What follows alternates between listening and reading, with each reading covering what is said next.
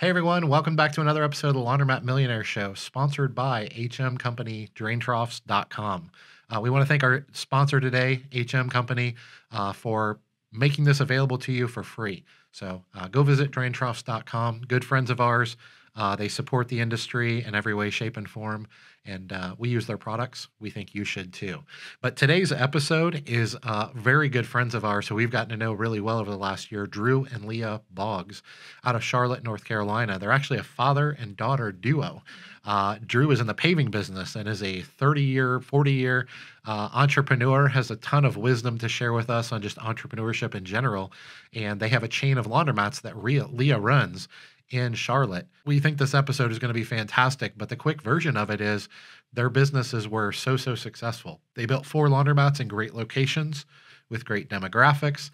They have amazing layouts. They bought great equipment, payment systems, and all the things that you think you need to be successful.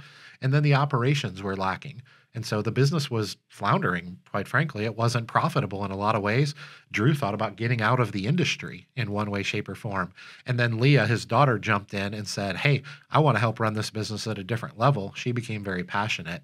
And we're going to share the details of that story and how they turned this business around from what was floundering to something that's really flourishing now. But let's get on with the episode with Leah and Drew. Go back to the number one thing, and that's the people. It made me excited. Like, I want to make these turn into something. Wow. I think she's really going to be able to take this thing and run with it. So, a luxury, upscale laundromat. All right. So Drew and Leah, welcome to the Laundromat Millionaire Show. Thank you. We are excited to have you. And we always feel like we need to let our guests know ahead of time, the followers, whoever's watching this show, whether we already know the guest or not. And I think it's probably going to come through anyways, but it's no secret you are 2 of our favorites. So you're going to hear throughout the episode, we've spent some time with our guests today, Drew and Leah Boggs. They are out in Charlotte, North Carolina. They've built a chain of laundromats, and they have a very interesting story. And I love having people on the show who confirm what I've already been saying, because that's my way of saying I was right. See, guys, I was right. Drew and Leah say so. 100%, Dave. Yeah. So we're going to jump into the episode, and I actually want to start a little bit, Drew, if it's okay with you, because you are a seasoned entrepreneur, multi-generational in a different industry, not in the laundromat industry. But there's been a lot of parallels. We spent a lot of time together, and full disclosure, just so everyone knows, Drew and Leah have come to our workshop here in Cincinnati for pickup and delivery. So we got to know them very well. And I think it's safe to say that they are some of our favorite people. Not just in the industry, but our favorite people in the world. We really have clicked with you guys. We go on vacation fairly close to where they are in Charlotte, North Carolina. And they invited us to come see some of their stores when we went out south for the summer. And we ended up having dinner at Drew's house, and our kids swam in their pool. So I'm going to say, I consider you all our friends. Genuinely. We do too. If you someday, and I hope you don't, but if you someday sell all your laundromats, I will always consider you guys a part of our family and our friend group. And it has been an honor getting to know you. But the reason I say all that is because we've been doing some coaching, and I probably kept Leah up a little bit too late at Excellence in Laundry. Because, She's young. She can handle it. You Yeah. picked yourself up too late. So we did some coaching off to the side for 3.5 hours, as she said, Can I get you another Diet Coke, Dave? So the reason I say all that is just so you understand there's a backstory here of, it's only been a year since we've met you guys, but we feel like we've gotten to know you really well, really quickly.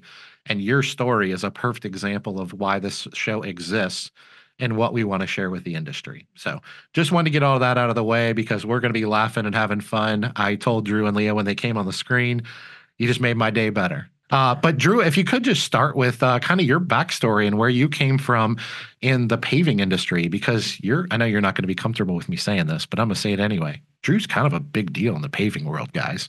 And he is an uber successful entrepreneur, multi-generational. His father started the business. Can you just share with me kind of your upbringing, your backstory, because you are a purebred entrepreneur in every sense of the word.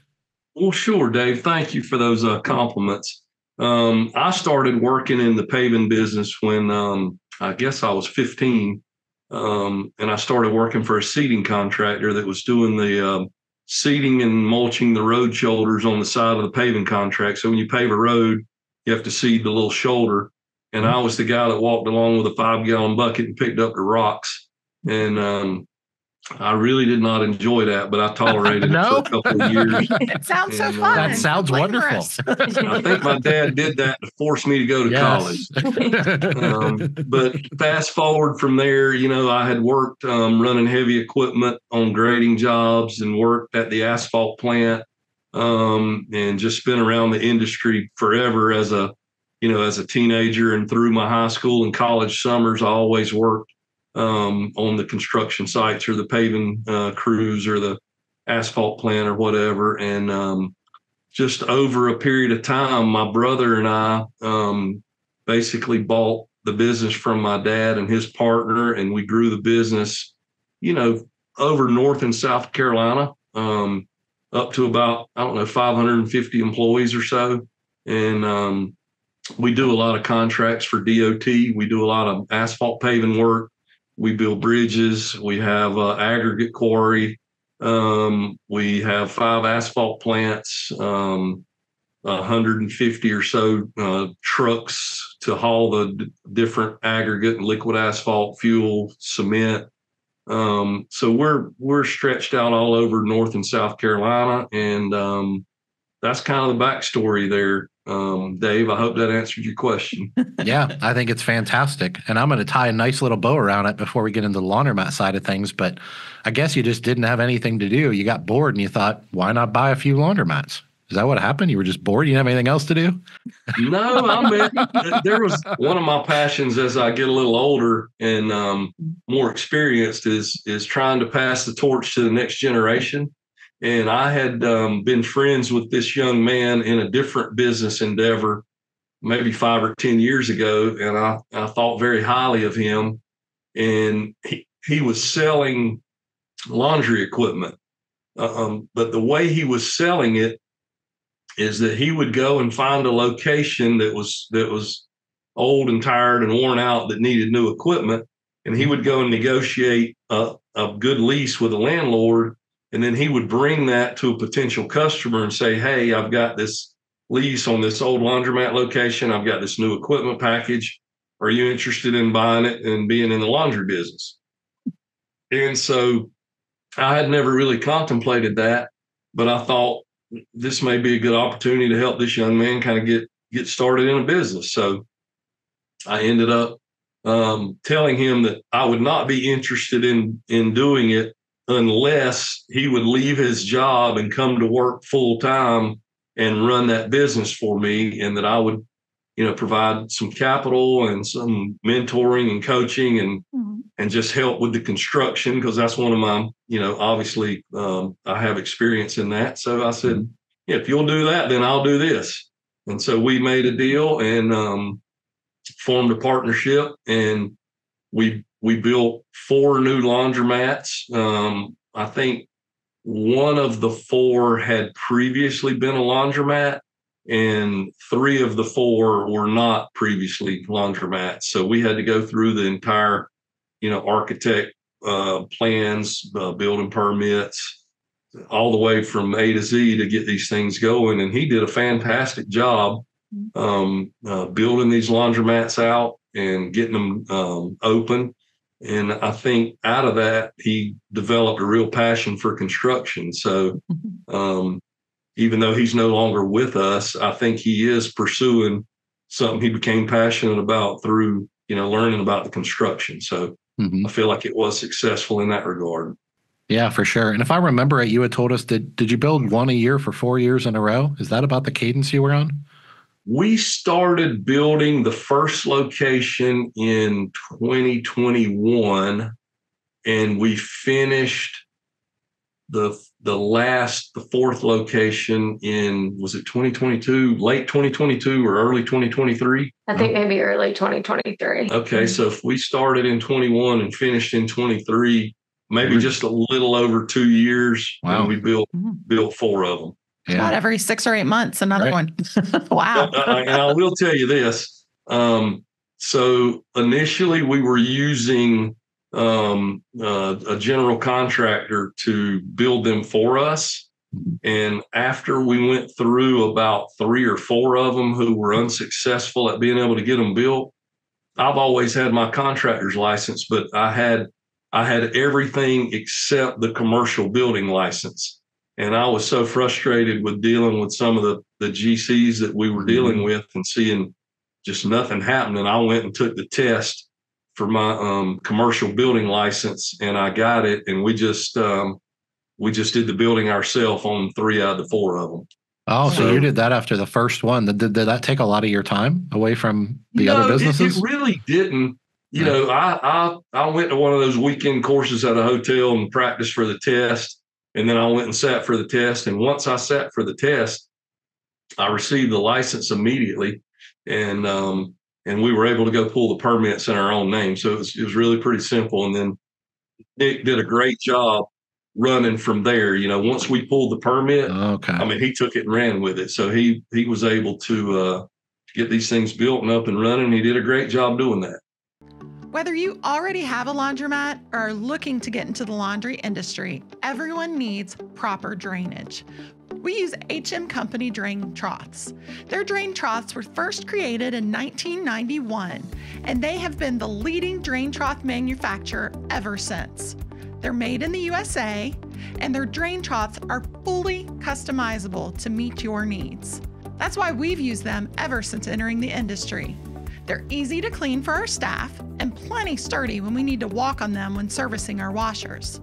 With the ability to span up to 25 feet, our troughs rarely need to be connected together, creating an easy installation. Want to slope your trough like we do? No problem. Just let the experts at HM Company know.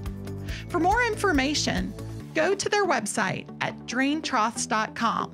That is draintroughs.com. HM Company Drain Troughs. They've been leading the industry since 1991. Check them out today. Well, we got to actually tour some of your facilities when we were in Charlotte, and they are great facilities. I mean, they're beautiful. You have wonderful machines, nice big aisles. Like, they're great. They're perfect. Properly laid out. Thanks. Yeah.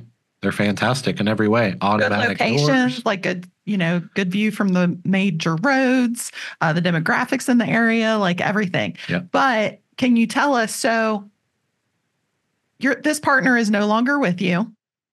That's right. The laundromats. So we're saying the facilities were beautiful. Were the laundromats very successful? They were not. And first of all, I'll be the first one to admit I never knew anything about how to run a laundromat. Sure. And I think that Nick would tell you that he didn't know anything about how to run a laundromat. So both of us were starting at zero there. Sure. And it was not successful. Mm-hmm. And I was contemplating trying to figure out how to get out of the business, you know, and I really didn't know how I was going to get out of it, but I knew I was going to do something different because I wasn't going to keep letting it just, go in a downward spiral, so to speak, financially, because the locations just weren't generating the amount of revenue that was needed to be able to make it a financially feasible operation. Right. Do you know, or were you just relying a lot on the operator, just like figure it out and get it done? What were the issues that your operating team, is what I'm going to refer to it as, had, or do you know that? Well, Dave, I'll say what I say about every business. It's really just all about the people. I mean, sure. I haven't had the luxury or the opportunity, whatever you want to call it, to be involved in a business where the people didn't matter. I come out of an industry where the people are everything. I mean, you can't have a construction business if you don't have really, really good people. Yeah. And we're blessed with the best people in the industry, and we're very fortunate that we have good people. And I realized really quickly that the laundromat business is no different. You have to have good people. Mm-hmm. You have to have a high level of trust and honesty. And you have to have people employed that don't mind working hard, but also who are very honest and have integrity. There's obviously a lot of opportunities to, handle cash and coins and inventory and things like that. So it's it's a business that requires very trustworthy people to be on your team, and we just didn't have that. And it was not successful for the first at least year and a half or so. Gotcha. Well, and so Nick decided he wanted to get out too. Were you already wanting to get out before Nick made that decision, or did Nick making that decision kind of make you think, "Oh, crud, should we just sell these?" Or Yes, you just said it. So I was relying upon Nick because I felt like he was the guy who could figure it out and make it happen. And I was not, because I wasn't looking for another job. I'm in the paving business, right? And that requires the bulk of my time. So when Nick decided that he had a passion for construction and didn't really want to operate laundromats, I fully understood that, and I don't have any problem with that whatsoever. I think that was a good call on his part, because his personality and the way he operates is a good fit for construction, and I think he'll do well in it. But I say all that to say this: when he let me know that he was leaving, I was not sure how I was going to proceed into business, because I didn't have an operator in mind, and I knew that we had to have an operator. Yeah. And so I did contemplate, I wonder if there's anybody out there who would buy these things. Now, I never took any action on that. I never contacted a broker or put it on the market or even told the suppliers that I was looking at that. I said, the first thing I need to do is try to figure out how to make it successful, because nobody's buying a sinking ship. Okay. And I think I remember you telling us that once he or you or whatever had made the decision that he was going to not be the operator anymore, he kind of put in his 2 weeks notice and was like, peace out, good luck. Right. So you were kind of left. It. Yeah. You were kind of left holding the bag. What happened from there? I mean, was this in a week, just so everybody knows, the other rock star in the picture is about to come in the window here, Leah Boggs. But how long did it take before you and Leah made the connection of like, hey, maybe we had a guy, we knew a gentleman from a previous business venture that was willing to temporarily, and I say that term, he told us up front, I'm not interested in being in this business long term, but I will try to help you temporarily keep it stabilized and keep it going until you can find somebody. That's good. So we got him on board. And obviously, just like the rest of us, he'd never had any experience in the laundromat business, didn't know a thing about it.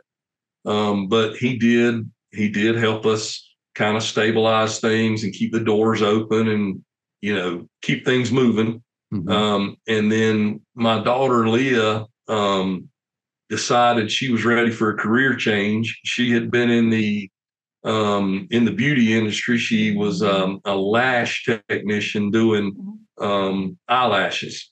Okay. And she decided that she wanted something with the opportunity to do a little bit better financially. And so she started in real estate school and, was doing a real good job, going to classes and taking tests and all that good stuff. But it was only 2 or 3 days a week. And I said, why don't you come over and just work at the laundromat a little bit, help us out, see if you can help us figure out how to make this thing successful. Yeah. And I had no idea she would ever even consider this being something she'd want to go into. But I just needed some help because we were going through this transition. I was trying to figure out what to do. You probably just needed somebody you could trust, right? Like, just give me someone that can trust and I'll take that and run with it, right? That too, I had my suspicions. Yeah. About the money walking off a little bit, so to speak. So Leah came in and started, just a couple of days a week, I think, and she can elaborate more on that, but I'll tell my version of it. Just a few days a week, working a shift here or there, learning a little bit about, the machines and wash, dry, fold, how to fold the stuff. And she didn't really have a management role at all. She was just there to try to help. Mm-hmm. And then I assigned her a project. I remember this. We had the vending machines that would only take coins or cash. Mm-hmm. And I'm like, this whole laundromat is set up to take technology. People can use their credit cards. They can use the app. why are we doing vending machines? And so I said, Leah, why don't you go and research, find the best card reader you can find that'll work and interface with these vending machines, because we had the same kind of vending machines at all 4 of the stores. We got 2 in each store. One's refrigerated for drinks, one's for laundry stuff. And so Leah went and did the research and found a card reader that would work, and just make that your project to get these vending machines perfected. And so she went and did a fabulous job at that. And so when she got done with that project, I'm like, well, why don't you figure out this machine pricing? And at that time, Dave, I hate to even admit this, but you've asked me to be completely open and honest about everything. I didn't even know what we were charging for the washers and dryers. Sure. I had no idea. Before we continue with this episode, we'd like to talk about one of our partners that helps to elevate the customer experience in our stores, Magazine Jukebox. Magazine Jukebox offers instant digital entertainment for your customers while they're inside your store. It's so simple to set up. You place signage around your location, visitors scan the QR code on the signage, and then they enjoy magazines, games, and trivia on their own mobile devices at no charge to them. This keeps your customers engaged, entertained, and happy while they're waiting for their laundry, creating a more positive experience in your store. There's no app or download required, making it extremely accessible and easy to use. Plus, customers can access the Magazine Jukebox platform for 36 hours after their initial access, so they can continue reading a magazine or playing a game even after they leave your laundromat. Magazine Jukebox is so much more than just entertainment, though. You'll also receive ROI through custom ads placed within the platform, asking for Google reviews, promoting specials, and even getting newsletter signups and more. Enhance your customer experience today with Magazine Jukebox. Turn waiting time into an entertaining time. Sign up for Magazine Jukebox on our website today at laundromatmillionaire.com/services. I mean, my background in the construction business is estimating, the bidding the jobs, and we have to price it. And so I take a lot of pride in the fact that I've done that for 30 plus years, and I really understand how to price construction work. And I said, well, pricing a washer and dryer can't be that hard. And so the first thing I did is I rode around town and stopped at a couple of laundromats and started writing down all their prices on all their machines. And I went to every laundry close to us. And then I came back and sat down with Leah, and I Googled the national laundromat average prices for machines or whatever. And I Googled that, and it went to some site for CLA, or at that time, I think it was called the Coin Laundry Association. I download this, I think it's a white paper or something like that. And it had the industry average prices by region, I think. So I pulled up the Southeast, and Leah and I went over that, and I looked at it, and then I compared it to all the prices I'd found kind of around us. And she and I built out a spreadsheet on how we were going to price our machines.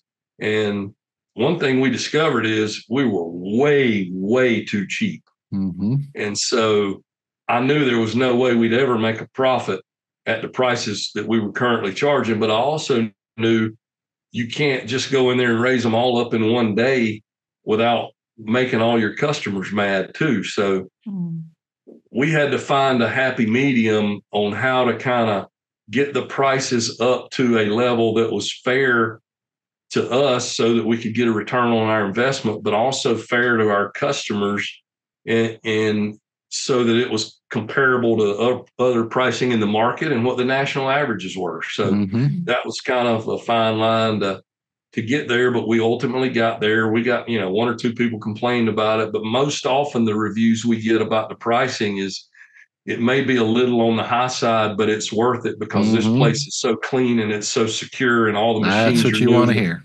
And the people are so friendly.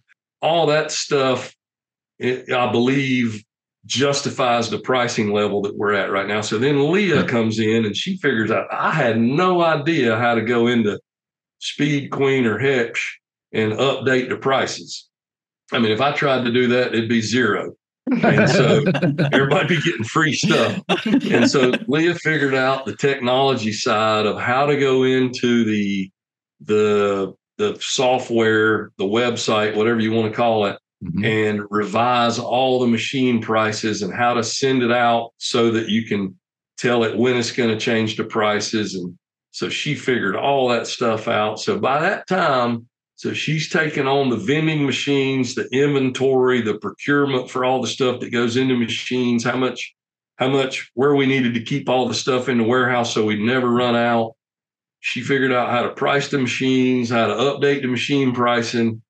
And I don't know exactly when it was. She started June of 23 is when she started just piddling around working a few days a week. Okay. And I'll say by August, so about a year ago today, by August, she came to me or called me one day, and I can't remember if this was in person or phone call, but she said, "Dad, I got something I want to talk to you about." And I said, "Oh, Lord, what is it now?" I had no idea what she was going to say. And she said, I don't think I want to do real estate anymore. And I said, "Really? Okay. Well," she said, "the reason is I really love this laundromat business, and I want to focus all my effort on it and just give it everything I've got to learn the business and see if I can make this business into a successful business." And I said, "Wow, I wasn't expecting that." I mean, I figured she's just going to work here a few days a week till she gets her real estate license, and she's going to go do real estate. And Right. So it kind of knocked me off my feet. Wow. And I said, I started thinking then this is really going to be something good one day.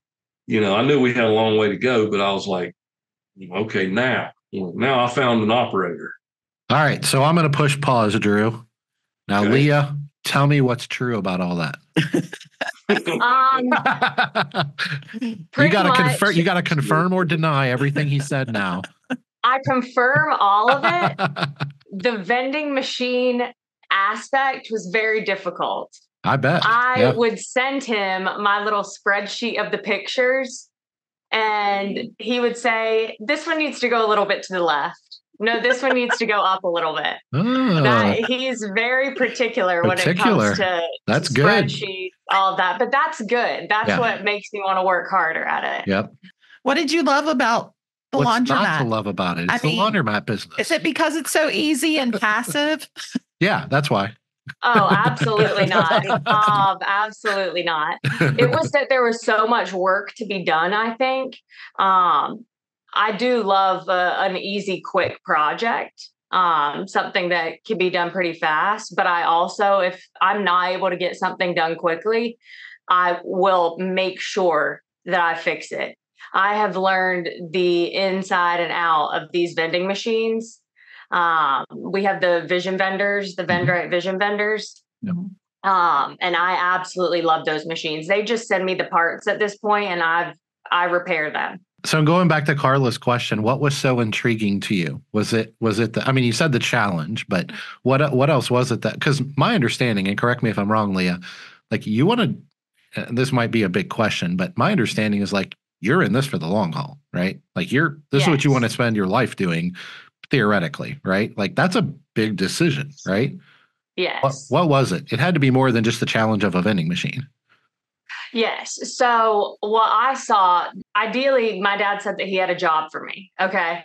So I thought, when you think of a laundromat, or when I thought of a laundromat, I thought, okay, we're going to pull up and it's going to be a dingy, rundown, no AC. I don't know my ideas, but that's what I envisioned. Every other person on planet Earth has the same thing about a stereotypical laundromat. So I don't think we knew this. Maybe Carla did. So you'd never even been in these stores. I mean, your dad owned them, but you were off in college and, real estate school. You'd never even been in them. You had no idea. Never. I had never even Googled it. And my first time I pulled up and I walk inside and it's a luxury upscale laundromat. Yep. So I was very taken aback. And my first thought was that I can see my kids one day working here, which is, it made me excited. Like I want to make these turn into something. Yeah. And that's not what they were. There were employees bringing their 5 children to work. Yeah. They had their boyfriends cooking food behind the counter in the microwaves. There was a lot of work that needed to be done, and it wasn't getting done. It was a free for all. So it was a free for all. Mm-hmm. And it wasn't going to get done with me in real estate school. Yeah. So. Wow. So were you, I think I know the answer to this, but were you both in agreement? Like Drew, she comes to you and says, hey, I want to do this full time. And you were like, all right, let's go. And it was as simple as that. And you shifted into another gear. It was as simple as that. I saw, I think if I had tried to force her into it and push her into it, it wouldn't have gone out. We wouldn't have had the same outcome. Yeah. But I wasn't trying to steer her into this opportunity. It came to her naturally and organically, and she picked it up and ran with it on her own without me pushing her into it. Oh, wow. So the next thing I want to call attention to, because we've been a little bit of a part of this journey the last year or so, is what happened next? What did you decide I'm in this full time? Okay. Obviously start working, 40 or probably more hours per week. Did anything shift between you two, the dynamic? Did you have a meeting across the 4 stores and say, everyone, Leah is now in charge? Like there was a declaration happen, or was there any formality to it, or she just slowly but surely stepped into the role and this other guy that was temporarily helping you out just kind of backed out? Well, that's a whole nother interesting story, and this may take just a second, but you asked it, so I'll tell it. So the guy who was temporarily there, we knew that wasn't going to work. And before Leah came to me and said, I want to do this, I'm passionate about it, I had put a search out and had an ad running for a regional manager. Okay. And so we hired a gentleman whom we thought had the potential to be able to do a good job. Because I kept wanting to pull her away from him and have her take a role at one of the laundromats. And he's like, no, I need her. And it was like, wow, he just basically served her up the role on a silver platter. Yeah. And she's not, Leah's very aggressive. I mean, people who know her know she's aggressive, and she took the ball and ran with it. I mean, she wasn't shying away from anything. If he gave her something to do, she did it. And there were days she would go to work at 8 a.m. and she'd work to a closing shift till 10 at night, and she's not scared to work at all. She's got a tremendous work ethic. And one thing I didn't really know about her that kind of, it was a pleasant surprise, is how she's been able to interact with the staff members. And she's very direct, but she's direct in a very kind and professional way. So I think it was different than anything they've ever seen, because, it's hard to be direct with people sometimes when you're not having the most pleasant discussion about their performance. But she's got a way about her that she's super direct, 100% honest with them about whether they're doing good or bad or anywhere in between. And the way she delivers that message to them, they respect her for it, because she's super kind and she's very professional and she's respectful to them. She never disrespects any of her staff members. So when I saw all that coming together and taking place, I'm like, wow, I think she's really going to be able to take this thing and run with it. So, you know what I think of when I hear someone talk about anyone that describes anyone in that way?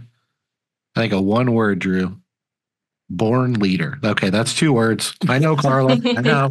Carla's like, that's 2 words. Born leader, because that's what you are, Leah. That's what you are. I'm going to give you. Dave, I've gotten to know you pretty well, and those are all the character traits that you need. Everything else you can learn, but I don't know. I don't know if we're born with those things. I don't know if they just come with time. I'm sure part of it has to do with being raised by another born leader, and your dad, who I would describe you in the same way. Drew, what I know of you. So she's don't sell yourself short. She's picked up a lot of that from watching old Papa.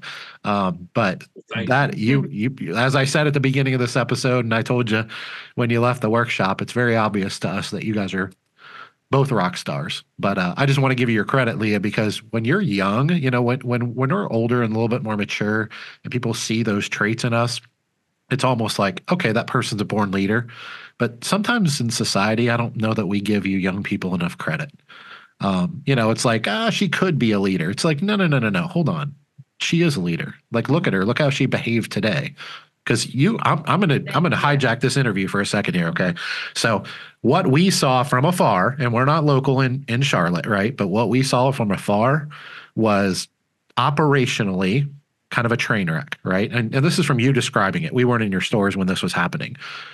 And you took a pretty messy situation. I mean, I've been in this business a long time. I've coached hundreds of people in and out of these scenarios. And that isn't an easy thing to do. And you did it in short order. And a big part of why you did it was all the things that your dad just described. Want more profits out of your laundromat business? Let us tell you about our new company, Laundroboost, and how it can help you to boost your profits. You may be thinking you've used digital marketing companies before and they wasted your time and money. Well, that's why Laundroboost was born. As 14-year veteran laundromat operators ourselves, we've been there, and it's sickening. So what makes Laundroboost different? Our team combines technical digital marketing with veteran laundromat operators and coaches to give your campaigns the ideal blend for getting you results. But then we take it a step further with our strategy. Our strategy is to be hyper vigilant with every marketing dollar, so no fluff. Yeah, in the beginning, we focus on a three-pronged approach that we think is unique in the industry. The first is website design and landing pages, making sure those are honed in properly. The second is daily analytics studies and strategy with your Google AdWords campaigns. And the third is geofencing. It focuses on your nearest competitors and where your ideal customers live and where they shop. We believe we've got something special, and we've spent our own dollars here in Cincinnati to test it, and we're growing faster now than ever before. To learn more, schedule a free discovery call and market study for your market. Visit laundroboostmarketing.com today. Actually, I'd like to dive a little more into that because in just a year, you have drastically improved your business. Drastically. And I know you all have already talked about getting the vending fixed, the inventory, the pricing, being able to pay with a card, getting your pricing fixed. You were way underpriced and you can't be profitable if you're way underpriced. Mm-hmm. And then obviously you talked some about the people. What other things have you implemented that have made this big turnaround in the business? Well, the wash, dry, fold, we really had to start doing a better job of that. I think having a huge turnover of employees was super important. But with that came a standard procedure of how we fold. Everybody was just throwing the items in a bag and calling it a day. So very common. If I were to go and drop off my items to do a wash, dry, fold, and it showed back up in a bag like that, I would not be using, that service again. So now after seeing how you guys fold, we've done the exact same thing. And now every store does it that way. So I really loved that. We now do pickup and delivery. Right after we actually on the way home from y'all's conference, we went to the Ford dealership. Really? I didn't know that. That's funny. Yes. Yeah. Oh, we ordered the van the next day when we left your all's wash, dry, pickup, delivery conference. I mean, literally ordered it the next day, signed the deal on it. I knew you weren't going to mess around when Drew, when you asked me about those coin pushers in my store, and then he ordered them as we're standing there. I looked at Drew. I looked at Leah. I was like, he played around. She was like, no, he's not. No, he means business. Yes. So, which we definitely want to get on those. But the pickup and delivery van has been, all of the customers who have booked with us thus far are still using us. We just redid our website. So I think that's been a huge hit. Everybody is clicking on it now. It's not confusing people anymore. The prices are correct. So everything now operationally is working, I think, to our advantage, not our disadvantage. So I would interject that one of the most important things that she's done so far, take all this technology folding procedure, van setup, vending machines. Let's just set all that to the side for a minute and go back to the number one thing, and that's the people. Mm-hmm. And I think what she's done, and there's been a little bit of a learning curve, but if you think about it, the jobs that she's had in the past, she's never had a management or a supervisory role at all. She's just been an employee. Mm-hmm. She's never had one subordinate employee to manage in her entire life. And so this has all been brand new to her. And she's been writing all the ads, putting them on Indeed, coordinating the interviews, hiring, making the selections on who to hire when somebody's not doing a good job. And unfortunately, it's not a very fun thing to do at all. And you have to let someone go. Mm-hmm. She's been doing that. So I would tell you that one of the most important things she's done in this whole business, and it probably has about a 85%, the reason it's turned the corner and become a successful business is because she's been able to hire really good staff members, and she's built working relationships with them, and she's trained them on how we expect the business to be run, and the level of cleanliness and the level of maintenance and the level of customer service and all the things she's learned how to do hands-on herself. She's now able to teach her staff members how to do it. Mm-hmm. And so I think where she's at right now, originally, she was just hiring attendants, and she was trying to manage all the attendants at all 4 stores. That's true. What's happened, and part of the reason this thing's moving in the right direction is that now she's picked out the most capable folks who were originally just attendants, and then she would move them up to assistant manager and evaluate and continue teaching them and mentoring them and teaching them all the right processes and procedures she wanted them to use. And if they did a good job, then she'd move them up to manager. So now she's got a very capable staff in place, and she's written job descriptions. They know they have their expectations. They know what they are. She holds them accountable. She communicates well with them, and she's now got capable managers at all the stores who can hire their own staff members and attendants, and they can solve problems. And it's not Leah trying to single-handedly manage 4 stores worth of attendants. She's built a team. She has a team now. And an organization of really talented people. And we're super grateful for that. It's made her life easier. And she's done it all in less than a year. And it's just, it's kind of cool to watch. Yes, it is. What he said. For sure. Well, I think I told you guys this, but when we came, we only spent, maybe an hour in your first store, and a half hour, maybe an hour in the second store. And then we spent the rest of the evening, Drew, at your house. But when we were in those 2 stores, Drew, Leah, I remember when we were leaving the second store, I'm just observing Bubba from afar, but I've been doing this for a really long time, right? And it's really all I know is what I always tell people. And I could just tell the people that worked there, just body language, the way they looked at you when you turned around, right?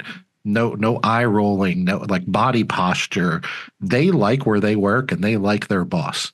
And I think they respect you because you are a worthy leader. Being a newbie in the industry, how did you learn so quickly? Yeah. How did you figure out what you needed to do? What advice would you give to a newbie coming into the industry to be able to learn like you have and figure out what you need to do?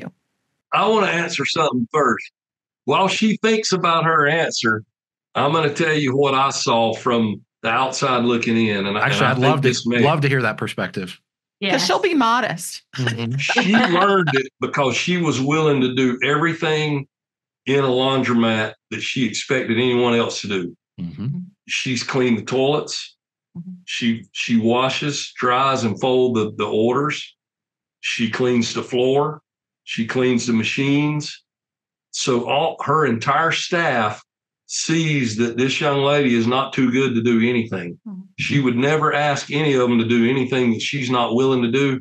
And that's a very that there's no better way to gain the respect of your employees than for them to see you willing to do everything you're asking them to do. Mm-hmm. She dove in. She learned how to fix machines when they're broken. She's not scared to go look up something on a YouTube video and see how to fix it, or call the service guy and say, hey, this machine's got this error on it. How do I fix this? So she's just been hands-on, and it was just crazy how fast she learned all this stuff. And so I'm going to tell you, now I'll let her answer, because she's heard me say that, but she may have different thoughts about how she was able to do it so fast. Yeah, and Carla is clearly right. I'm trying to extrapolate out what you've done in your wisdom for the benefit of the people listening, right? Because we do want to entertain our audience. It's a part of why the show is here, but much more important than just laughing and having fun and introducing them to awesome people like yourself. We want to take what you've done and we want to help other people do that in other markets of the country, because laundromats are a vital community resource. And when we don't serve our communities well, those communities suffer. And I want the other communities other than Cincinnati and Charlotte, we want them to thrive too. And you may feel like you're kind of a newbie and don't have anything to offer here, but I'm not going to ever quit saying it. You're a rock star and people can learn a lot from you. So that's what I'm trying to pull out. No, thank you guys. Definitely what he said. I'm not afraid to come in and work a shift, but being a newbie, surrounding myself with way more intelligent people than me, removing any of the negative. This was the best time for me to come in here. Calling my dad 1,000 times a day. He will pick up every time that he can and answer any questions. Being fortunate enough for my dad to pay for me to come to you guys' conference, the CLA event that I went to with Dakota. You got to meet Dakota, Dave.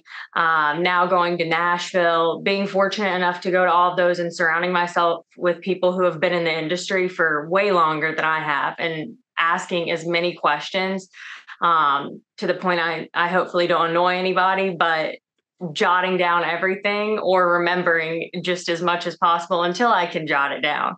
So I think that that's so important, and not being embarrassed to ask all of those questions. Yeah. Somebody pointed out a second ago, I think it was Carla, that talked about you being so humble. I think that's a big part of it, man. Drew, I think you can attest to this, and I know I will every day. Man, if young or old, if someone that's inexperienced comes to me as a more experienced entrepreneur at this point, and they want my help, and they are coachable and humble, detail-oriented and action-oriented, and I can tell by just their body language, and you can pick up on this pretty quickly when you've been doing this a while. I'll pour into them until 2:30 in the morning, and I could see that you were you were the type of person. I call them givers. I hate to stereotype humans in this way because this probably isn't fair, but as a general rule, I really believe that us humans tend to fall into a couple categories, and real loosely, I call them givers and takers, right? People that are genuinely trying to leave this world a better place, and they want to be a part of that, and they're willing to sacrifice and do the things necessary. And people that walk into a room and say, how can I take, right? What can I get out of this from these people versus what can I give? And I see you as being obviously the better version of that, the giver, and that you're the kind of person, both of you for that matter, are the type of people that we want to pour into. But I see you being that because you're the next generation of this industry. You talked about your kids, which is obviously very endearing to me. You're like, I want them to work in the laundromat someday. Every passionate laundromat owner I know says that. Now, most of our kids don't work at the laundromats, just so you know, so be prepared for them to have their own life. They will be cleaning the toilets here at least once. Yes, for sure. For sure. What other did you go to any other industry events? I mean, I know I've seen you on my social media and things like that. What other, was it maybe not in person type of, I mean, I know you had your dad as an amazing mentor. That's a huge advantage. Oh, I know your dad gave you Dave's book and you read that. Yeah. Yes. Yes. But your dad was talking about, I'm trying to pull out of you all of your knowledge at the moment. So what your dad talked about, she's not afraid to YouTube you, right? Where did you learn all of this? Because you didn't teach yourself this. Yeah, so we went to the Curbside Conference. That's right, you did. Long Beach. Forgot about that. Beach. Forgot about that. And before we came and saw you guys, we went and saw Joe, Dan, and Kelly. You did. Reed. That's right. Okay. So I've gotten to meet a bunch of people and learn a lot. Dave, that's one thing. And Carla, that's one thing my 30 something plus years in the paving business, I've built some incredible friends and relationships. And a lot of them started by just seeing something. Maybe there was an article about somebody in a paving magazine, or one of those vendors or suppliers mentioned somebody. Heck, I'd pick up the phone and call them, and I'd say, "Hey, I want to come see you." And next thing you know, we're some of those guys I've been knowing, one of them 40 years. I'll tell my age if I'm not careful here. I've one of my best friends in the industry I've known over 40 years.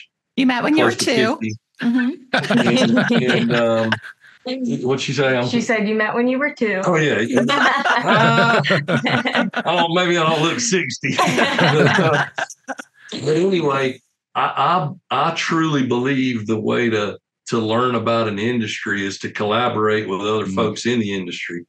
And in 1998, I formed a group of, I'm going to call it a peer group, but it was a group of paving contractors from all over the U.S. I mean, we had a guy from Hawaii, Chicago, Louisiana, one from Charleston, one of my better friends from Kansas City. We put this group together in 1998, and we all share the best ideas and financials and everything, and we help each other. And I truly believe that's one of the things that's made us what we are. I mean, I wouldn't know half the stuff I know right now if I hadn't formed these long-standing friendships and relationships in my industry. And so that was one of the things I encouraged Leah very early on when she told me she wanted to go down this path and she wanted to, make a commitment to this industry and learn everything she could. I said, well, if that's the case, you better be ready.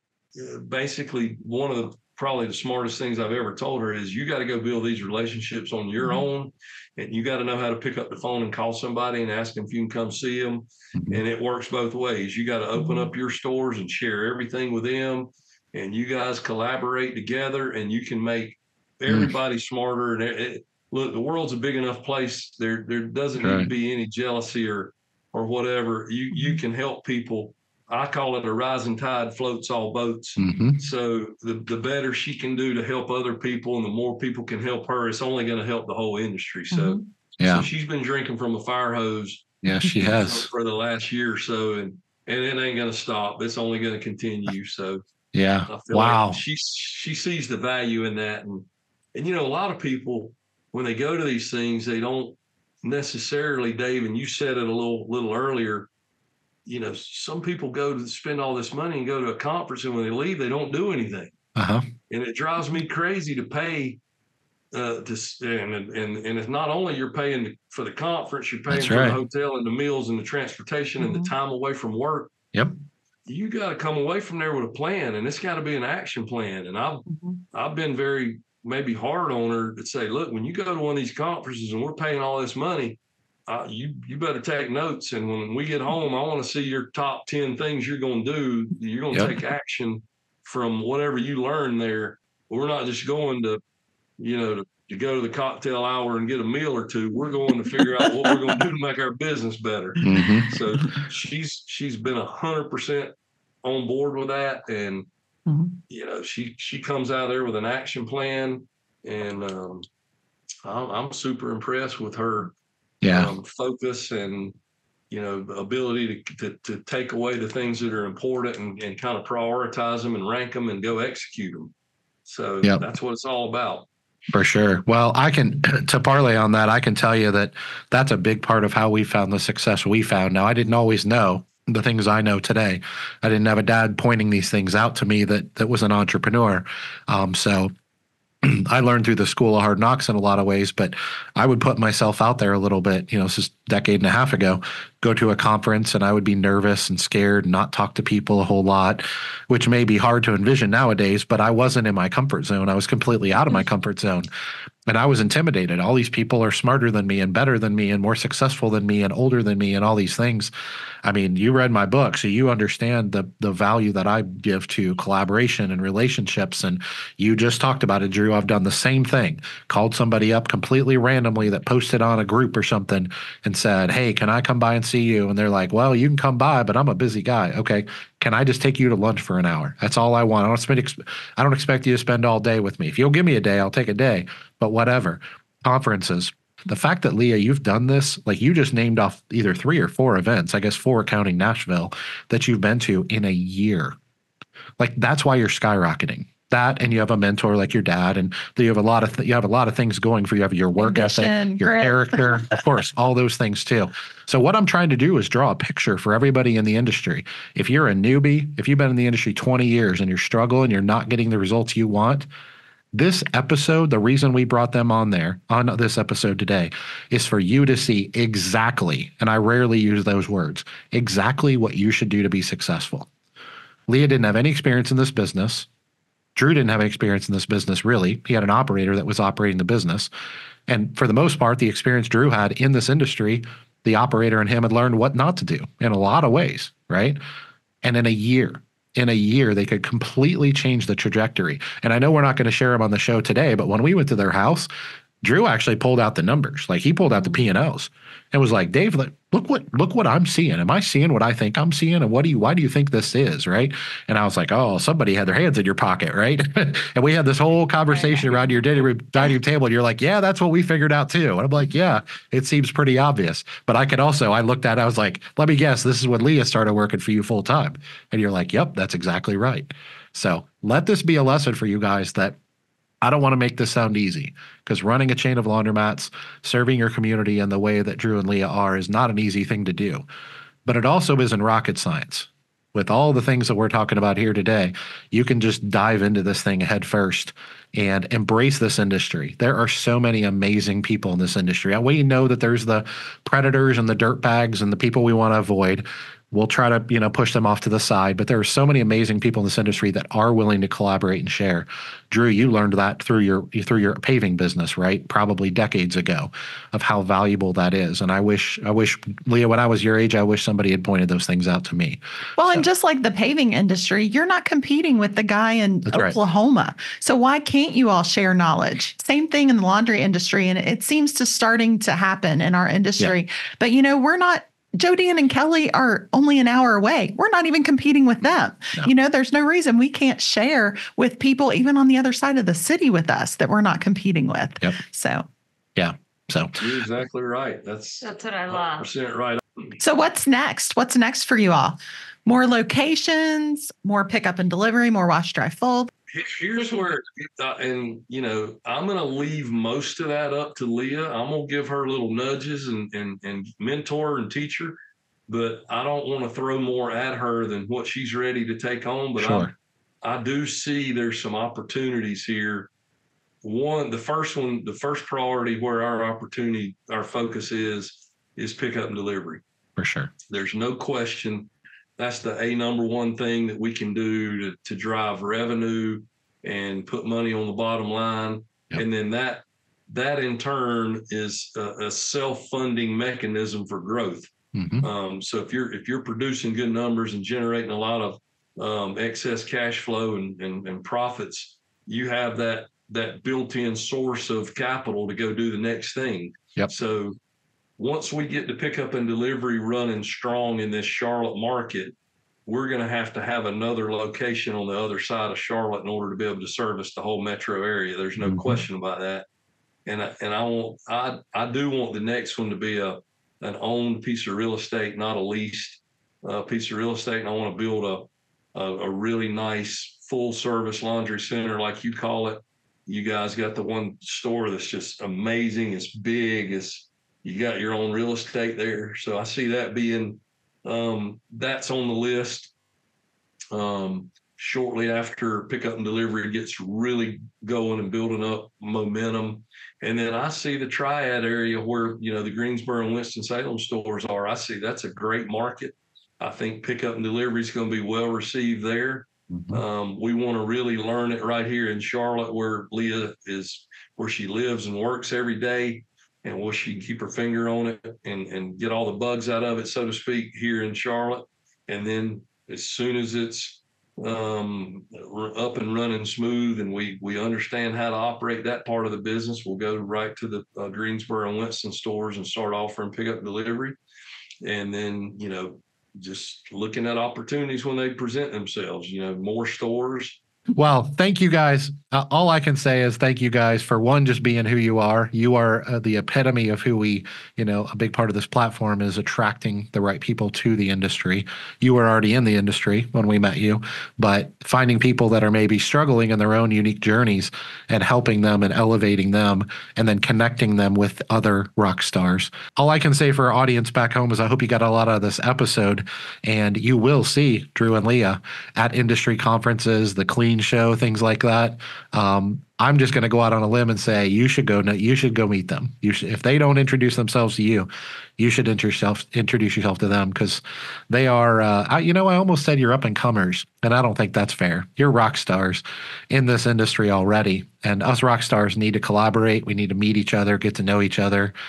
You guys are already doing that on your own, but I'm telling everyone that's out there, if you know us and you believe in that mission of collaboration and lifting the rising tide lifts all boats, as you said, Drew, you should get to know the Boggs family, because they are absolute rock stars. For Dave and Carla Menz and our friends out in Charlotte, North Carolina, Drew and Leah Boggs, thank you for joining us today. We'll see you next time for another episode of the Laundromat Millionaire Show. Take care, everyone.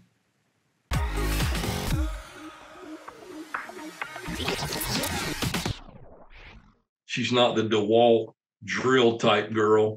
She doesn't have a pink tool belt? She doesn't have the pink tool belt, Dave. I ordered one on Amazon. Oh, there you go. Wow. Wait a second. Are you using tools? I do use tools. I'm going to get that pink tool strap. Carla, I think we need to send Leah a pink. I have Actually, a pink she does. toolkit. I do, because I do more fixing around the house than he does. True. I love that. And what's the word I'm looking for?